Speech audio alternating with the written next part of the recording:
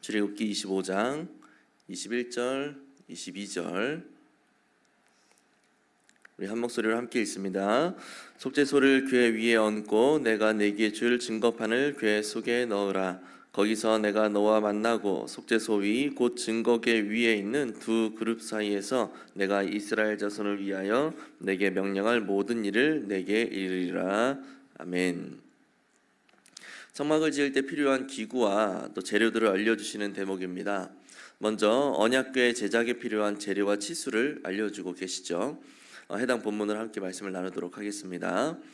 먼저 하나님께서는 궤 안에 무엇을 두라고 말씀하십니까? 16절을 보면 하나님께서 모세에게 주시겠다라고 하셨던 증거판 곧 십계명 돌판을 궤 속에 두라고 말씀을 하십니다.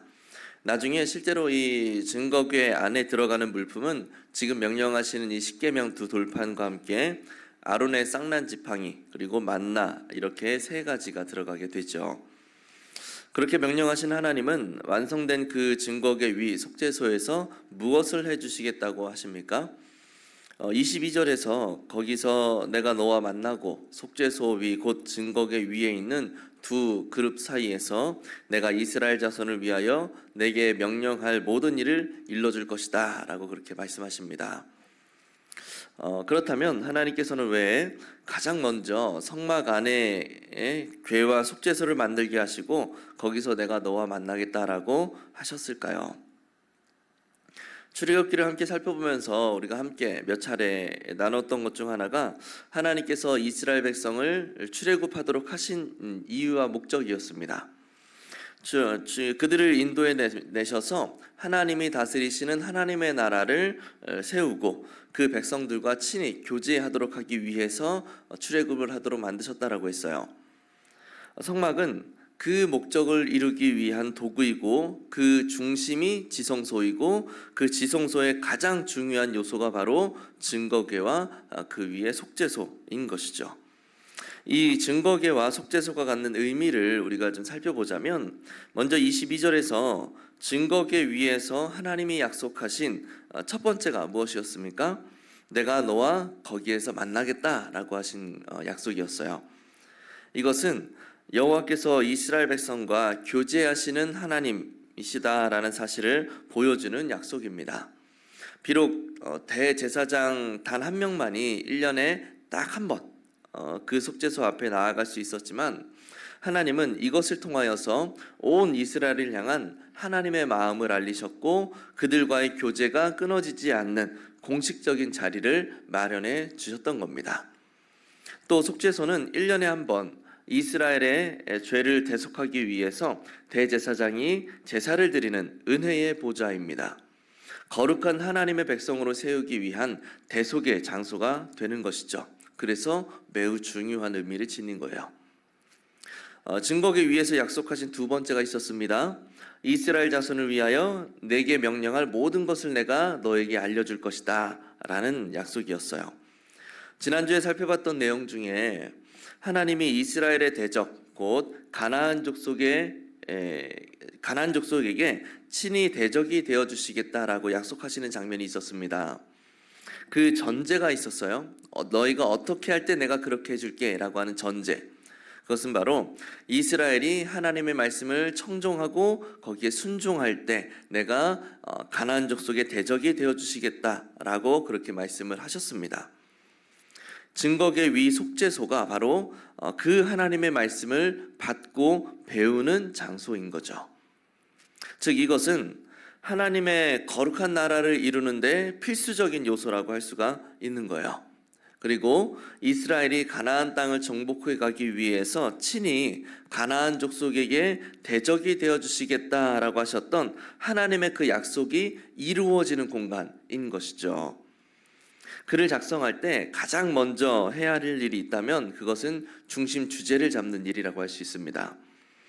주제가 잡혀야 거기에 맞는 재료들을 모으고 또 그 주제를 잘 드러낼 수 있는 어떤 문학 기법을 찾아내고 글의 흐름을 맞춰갈 수가 있게 되는 겁니다. 마찬가지로 하나님은 성막의 여러 요소들 중에 증거궤와 속죄소 제작에 대하여 가장 먼저 명령하셨던 이유는 이것이 바로 이스라엘을 향한 하나님의 목적을 이루는데 가장 중요한 요소, 가장 중심이 되는 요소였기 때문에 그랬던 것이죠. 우리 느낀 점으로 넘어가겠습니다. 이스라엘의 죄를 씻어주시고자 궤와 속죄소를 마련해 주신 하나님을 보면서 무엇을 느낍니까? 하나님께서 가장 먼저 증거궤와 그 속죄소 제작을 명령하신 이유가 성막 자체가 이스라엘을 통해서 하나님의 거룩한 나라를 세우고 또 하나님과 온전히 교제하는 백성으로 만들기 위함이라는 그 가장 큰 중심 목적에 맞춰져 있기 때문이라고 말씀을 드렸습니다. 누구나 다 처음 듣는 내용 그리고 가장 처음 보는 것, 이것을 기억에 잘 하는 법이에요. 그래서 가장 중요한 것을 처음에 배치하는 것이 정보를 전달할 때 아주 유용한 도구가 될 수가 있습니다. 모세와 이스라엘 백성은 성막을 제작하는 데 있어서 가장 먼저 증거궤와 속죄소를 언급하시는 하나님의 이 명령을 통해서 하나님이 가장 중점적으로 생각하시는 바가 무엇인지, 이 성막을 통해서 무엇을 이루려고 하시는지, 또 우리가 나아가야 할 바는 무엇인지를 그들이 깨달을 수가 있었단 말이죠. 그렇다면 하나님께서 내 죄를 용서해 주신 성막의 은혜를 우리가 경험한 그런 때가 있는지 한번 살펴보면 좋을 것 같아요. 죄의 영향력 중에 하나는 우리를 정죄감에 사로잡히게 만든다는 겁니다. 정죄감이 들기 시작하면 굉장히 괴롭죠. 한번 찾아온 정죄감은 상당히 오랜 시간 우리 마음에 남아서 우리를 옥죄고 또 힘들게 만듭니다. 그런 순간에 마음의 그 자유함을 얻기는 참 쉽지 않아요. 그렇게 죄와 그 정죄감에 사로잡혀 있을 때에 하나님께서 우리의 마음을 위로하시고 또 죄책으로부터 자유하게 해주시는 것이죠. 그 순간의 위로와 자유함은 이루 말할 수 없습니다. 이런 하나님의 은혜를 우리가 경험하며 또 죄 가운데서 우리를 용서하신 하나님의 그 은혜로 우리가 자유함을 얻으며 기쁨으로 살아가야 될 텐데 그것을 위해서 우리는 무엇을 실천해야 될까요?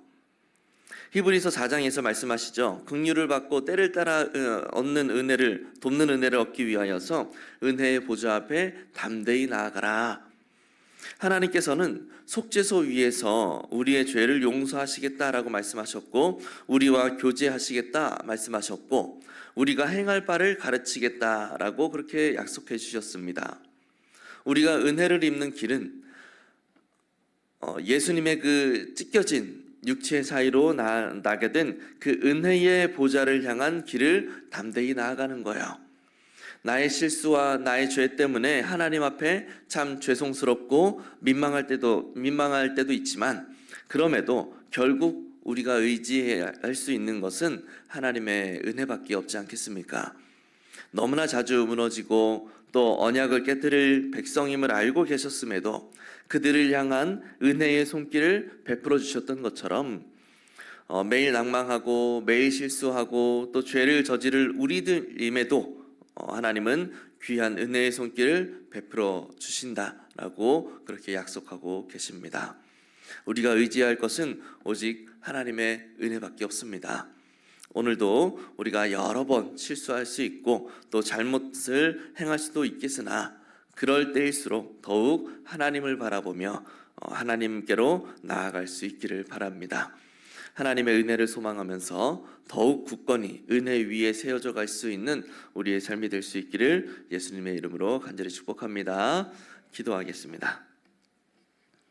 우리 같이 기도할 때 먼저 오늘 말씀을 기억하면서 죄를 행할 때에 더욱 하나님의 은혜의 보좌 앞으로 나아가게 하옵소서. 먼저 기도하시고 더불어서 날마다 하나님의 말씀을 따라 성막에서 그분의 임재와 인도하심을 경험하게 하옵소서. 또 11월 집중 기도 제목입니다. 지역 주민들에게 불편함을 끼치지 않게 하시고 안전한 공사가 되게 하옵소서. 또 외벽 공사가 안전하게 이루어지게 하옵소서. 이와 같은 기도 제목으로 기도해 주시고 개인 기도하시고 자유롭게 돌아가시면 되겠습니다. 우리 주여 한번 부르고